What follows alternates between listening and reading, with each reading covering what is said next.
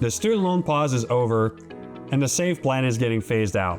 If you're in Big Law, here's what you need to know and what to do about it.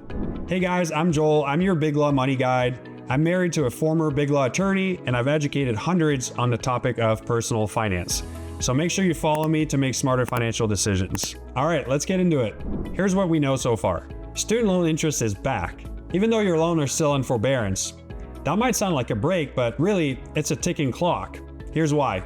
This temporary overlap, interest accruing while your loans are still in forbearance, is a result of the Department of Education phasing out the SAVE plan. That means if you do nothing, your balance will grow until the government forces you onto a different plan. As of right now, they have until July 1st, 2028 to do so, but many experts believe it's going to happen much sooner than that.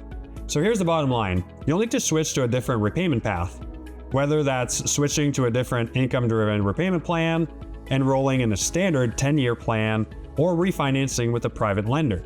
And that decision, it could have a 5-figure impact over the life of your loan. So what options are available for Big Law attorneys? Well, let's look at a few. All right, let's look at option 1, which is to actually stay on the SAVE plan until they kick you out. The interest-free pause is now over for student loan borrowers. So why would anyone stay on the SAVE plan? Well, if you're in Big Law, here's why that might be your smartest move.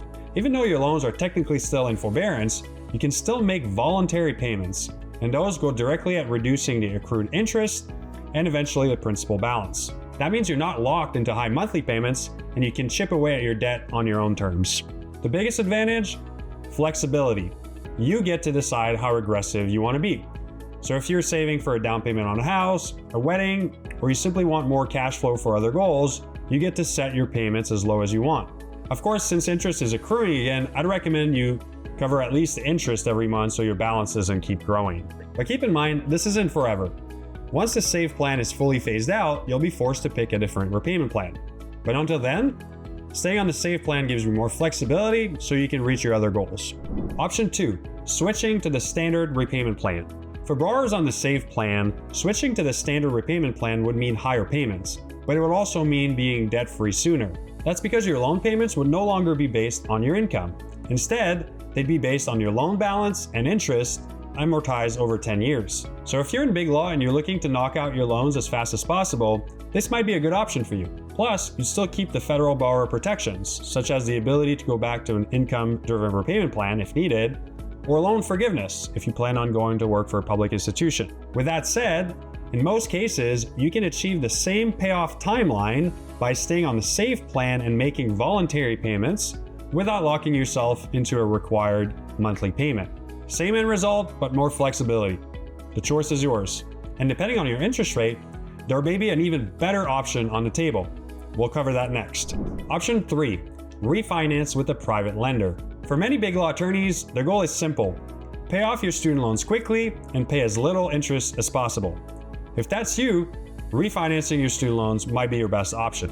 While the Standard Repayment Plan can work, refinancing with a private lender could save you thousands, especially if you get a low interest rate. For example, a 1% rate reduction on a $200,000 loan balance could translate into over $12,000 in interest savings over 10 years. On top of that, many lenders offer sign-up bonuses or cash incentives for refinancing, so might be a nice added little perk there. But this option is not for everyone. For one, your credit score must be in good standing. Otherwise, you may not get the most competitive rate. Plus, refinancing means you're permanently leaving the federal system behind. You'll lose access to income-driven repayment plans, forgiveness programs, and protections like deferment or forbearance for hardship. Once you refinance, there's no going back to federal loans, so you must make that decision carefully. So here's the deal.